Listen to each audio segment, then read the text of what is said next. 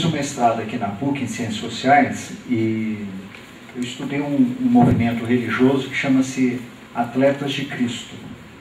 Então, acho que muitos aqui já devem ter ouvido falar. Hoje, praticamente a metade de cada time é formado por atletas de Cristo. Né? Talvez o mais conhecido aí hoje seja o Kaká, mas inclusive no Santos sempre tem um elenco grande lá dos atletas de Cristo. Bom, e o artigo que eu escrevi, Passes e Impasses do Esporte Brasileiro, eu aproveitei um filme que acho que alguns aqui devem ter assistido, que é o filme Linha de Passe. Esse filme é do Walter Salles e da Daniela Thomas. Eu escolhi esse filme porque ele foi lançado em 2008, em pleno governo Lula, né, em pleno governo desse leque de alianças aí do PT, em que uma das marcas desse período, segundo a própria classificação do presidente, é o período do espetáculo do crescimento. Né? Então a gente tem acompanhado pela grande imprensa uma série de indicadores sobre, por exemplo, a tal da nova classe média, e, enfim, tem uma série de referências, tanto de indicadores econômicos tradicionais, como de figuras e de metáforas que a imprensa veicula constantemente, como, por exemplo, quantidade de celular que se tem no país, enfim, uma série de indicadores para dizer que o país melhorou muito, houve distribuição de renda, etc. Então, eu pensei em colocar isso no artigo para a gente pensar um pouco a respeito. Né? Bom, para quem não assistiu o filme, né, só para ter uma referência aqui, para a gente pensar um pouco o tema. Fala da história de uma mãe aqui da periferia de São Paulo, ela é mãe solteira, ela tem 4 filhos. Bom, quem conhece um pouco o meio popular, né, sabe bem que não é uma exceção, talvez seja até uma regra, né? As próprias estatísticas do IBGE diz que o número de chefes de família feminino é muito alto, né, significativo. Bom, ela, desses 4 filhos, o que nos interessa aqui é um deles que quer ser jogador profissional de futebol. Então ele passa por várias peneiras e aí ele vai se deparar com um dos primeiros problemas, que é da corrupção nessa entrada aí do futebol, né? Um dos que faz a seleção lá dos jogadores diz que ele só vai ser selecionado se der uma determinada quantia lá, e o coitado não tem dinheiro nem para pagar o ônibus para ir para a peneira. Né? Bom, os outros filhos, um é frentista e também é evangélico, então explica bem um pouco dessa parte da nossa juventude. Né? O outro filho é pequeno, né, menor de idade, e ele quer saber quem é o pai dele. Então, ele desconfia que o pai dele seja um motorista de ônibus. Ele vai sempre lá para o terminal do ônibus e ele observa os motoristas, e tem um lá que ele acha que é o pai dele, e ele está sempre ali para tentar fazer com que aquele motorista o reconheça como filho. Né? Bom,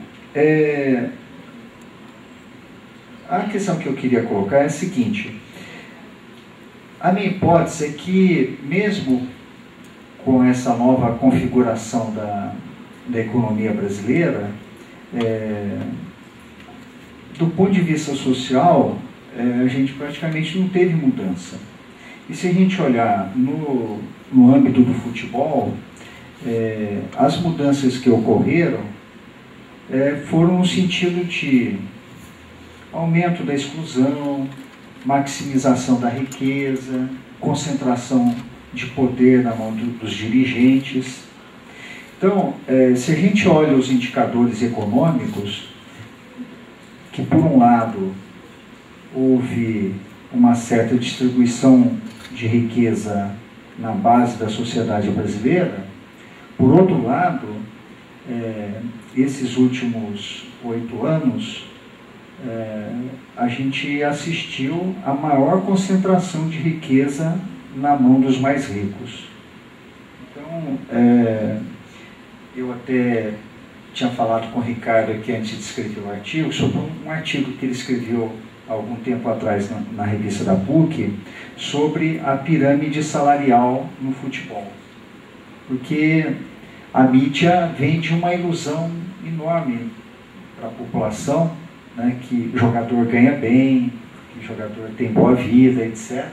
E só olhar esse artigo que o Ricardo escreveu sobre a renda dos jogadores já revela e mostra a semelhança com a distribuição de riqueza no país. Ou seja, é literalmente uma pirâmide, é um grupo muito pequeno que ganha de fato bastante, mas a maioria dos jogadores vive aí entre um salário e 2 salários mínimos, né?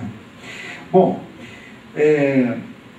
eu queria então colocar aqui um caso que é bastante conhecido, que é o caso do Ronaldo na Copa de 98. Todo mundo se lembra da convulsão que ele teve na véspera da última partida, da partida de decisão contra a França. E aí, diante daquele episódio, suscitou uma série de hipóteses, né, sobre o que teria acontecido com o Ronaldo naquela véspera de decisão, principalmente considerando que ele já, desde o início da sua carreira, ele participou de inúmeras decisões e, portanto, não se justificaria um termo que a torcida costuma usar, que é amarelou, né? O jogador, quando chega na hora da decisão, se ele não tem, né, uma boa condição, ele some, ele desaparece, né? E no caso do Ronaldo, uma hipótese que se levantou foi essa de que, diante ali da decisão, o Ronaldo amarelou. Mas as hipóteses que os autores trabalharam, eu cito no artigo vários autores que analisaram esse episódio, uma delas seria que, de fato, a pressão estava muito grande, né? Ele era a figura principal, né? Seria o cara da decisão, né? E ele não suportou essa pressão e isso resultou numa reação psicológica, física, e daí a convulsão. A outra hipótese é que houve muita pressão dos patrocinadores, especificamente da Nike. Ele, de fato, teve problema de saúde e ele não poderia jogar naquele dia, ele não poderia ser escalado. Inclusive, isso foi noticiado e quando saiu a escalação, quem estava assistindo, por exemplo, pela Rede Globo, viu como o Galvão Bueno ficou apavorado quando ele não viu o nome do Ronaldo lá na escalação. Isso, ele escalou Edmundo e, com todo o burburinho que ocorreu, o Ronaldo entrou em campo e, pelas considerações, ele não poderia jogar, mas acabou entrando porque a Nike queria que ele jogasse, né? Então, portanto, seria uma pressão dos patrocinadores.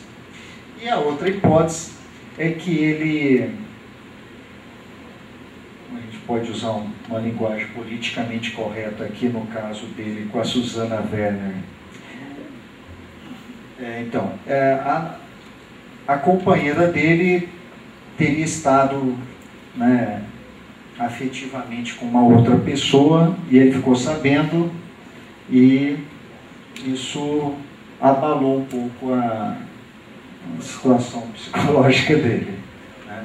Então, foram levantadas, né, inúmeras hipóteses para entender o que aconteceu com o Ronaldo. Bom, o certo é que todo mundo sabe, o Brasil perdeu ali naquela final contra a França, e uma análise interessante sobre esse episódio foi um estudo sobre como que os narradores se comportaram durante, desde o início do jogo até o final. Então, para ficar aqui no de maior audiência, o Galvão Bueno, aparece desde o espanto dele de não ver o nome do Ronaldo na lista, depois o Ronaldo aparece, aí começa o jogo, o Brasil começa a levar gol, e aí da euforia, o Galvão Bueno vai mudando, começa a pedir justificativa, por que está acontecendo, e quando termina o jogo o Brasil perde, ele levanta uma suposta conspiração de que a arbitragem roubou, e foi por isso que o Brasil perdeu. Bom, também circulou entre os torcedores que o Brasil teria vendido aquele jogo em troca de outros interesses, seja de disputas internas na FIFA, seja quanto a ser sede de uma Copa, etc. Então, essas hipóteses também foram levantadas aí nessa ocasião. Bom, mas eu estou pegando esse caso aqui pelo seguinte: todo mundo sabe que em concentração, normalmente os jogadores ficam 2 a 2 em cada quarto. E no quarto do Ronaldo, quem estava com ele era o César Sampaio. E o César Sampaio é uma das principais figuras dos Atletas de Cristo. Não só por ser um jogador de expressão, mas porque, do ponto de vista religioso, ele sempre foi exemplar. Ao contrário, por exemplo, do Marcelinho Carioca, do Miller, que essa semana agora está aí no noticiário, porque de uma hora para outra ficou pobre, enfim, mas esse é um outro capítulo. Quando o Ronaldo teve convulsão, a primeira hipótese que o César Sampaio levantou, óbvio, é que ele estava possuído pelo demônio. Então, imediatamente ele foi orar e impor as mãos para salvar o Ronaldo daquela situação. Alguns teólogos assim mais progressistas vão dizer que ele de fato estava atacado pelo capitalismo, porque a pressão ali era tamanha que não era propriamente uma entidade religiosa, mas era uma entidade econômico-financeira que estava afetando ali a situação dele. Bom, eu queria fazer o link aqui para concluir, voltando para a figura do jovem do filme, que é frentista e é evangélico. Então tem um episódio lá no filme em que ele vai para a beira da margem da represa de Guarapiranga, que é um lugar que o pastor faz milagres. E uma cadeirante é levada para lá, para essa sessão lá de milagres, e ela não consegue andar, apesar do esforço do pastor. E como o milagre não acontece, ela é maltratada, enfim, acontece uma situação lá muito desagradável, e esse jovem fica decepcionado com o comportamento do pastor. Esse episódio nos faz pensar sobre o poder que tem hoje as igrejas neopentecostais na sociedade. E as igrejas neopentecostais, elas se orientam por uma doutrina chamada teologia da prosperidade. É uma doutrina que diz ao fiel que todos nós somos filhos de Deus e que todas as riquezas que estão no mundo pertencem a Deus, e como nós somos filhos de Deus, logo nós somos herdeiros dessa riqueza. E, portanto, a gente tem que reivindicar de Deus a nossa parte nessa riqueza. E aí tem todo um processo, a pessoa que adere a essa prática religiosa, né, qual deve ser o comportamento dela para que ela consiga o apartamento duplex, o carro importado, etc, etc. Então, isso na prática esportiva, e no caso os atletas de Cristo, eles estão em todas as modalidades, né? No futebol, claro, é a maioria, mas tem atleta de Cristo no boxe, no judô, enfim, né, nas mais variadas práticas. Bom, o efeito disso, no caso do jogador de futebol, do interesse dos dirigentes do futebol, dos empresários, dos técnicos, é que, na maioria das vezes, esse jogador ele torna-se um jogador disciplinado, que é o que interessa para os dirigentes, né? Ele deixa de ser baladeiro, ele se dedica mais ao treinamento, etc, né? Só que, do ponto de vista social e político, é um desastre, porque a maioria deles são extremamente despolitizados, são individualistas, são personalistas, não têm a menor preocupação com as questões sociais, não tem preocupação, inclusive, nem com as condições da sua prática esportiva, da sua profissão, né? Raramente algum deles fala sequer do gramado, da condição do gramado ou da segurança e do conforto do torcedor. Eles não manifestam, né, nenhuma posição com relação às questões sociais e propriamente da prática esportiva. Muito menos, por exemplo, quando há um episódio de racismo. São omissos, não se manifestam. Então, a gente poderia elencar aqui uma série de situações para observar como que isso resulta. Bom, a gente pode até ver um ou outro jogador que monta aí um projeto social, uma escolinha aí na periferia, mas como a gente sabe, na maioria dos casos, eles usam isso como marketing pessoal, né?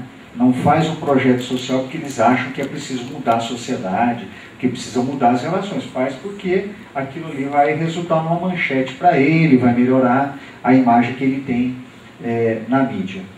Bom, eu queria concluir colocando duas questões, né? Por um lado, a conjuntura que a gente vive é muito adversa. É uma conjuntura de maximização dos lucros, né, de concentração da riqueza e do poder, para ficar só no campo do futebol, do esporte, né? Mas, por outro lado, eu queria terminar aqui com a metáfora do menino lá do filme. Esse menino que está procurando o pai dele, né, ele pega um ônibus, né, toma a direção desse ônibus ao volante, né, e eu queria usar essa imagem para dizer que, apesar de toda essa conjuntura adversa, a gente pode sonhar com essa possibilidade, né, de jovens e de adolescentes, no futuro breve, mudar esse cenário que é tão dramático, o cenário que a gente vive hoje, tanto do mundo do esporte quanto da nossa sociedade, mas a gente tem observado uma série de organizações sociais.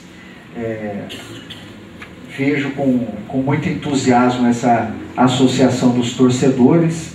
Não sei se é uma coincidência, às 14 horas também lá no vão livre do MASP vai ter a marcha pela legalização da maconha, né? Então, todos aqueles que defendem aí a democratização de tudo que é importante na sociedade, né, das comunicações e a democratização da própria política, que ainda precisa muito passar por um processo de democratização, acho que a gente deve se comprometer com essas ações. Então é isso. Obrigado.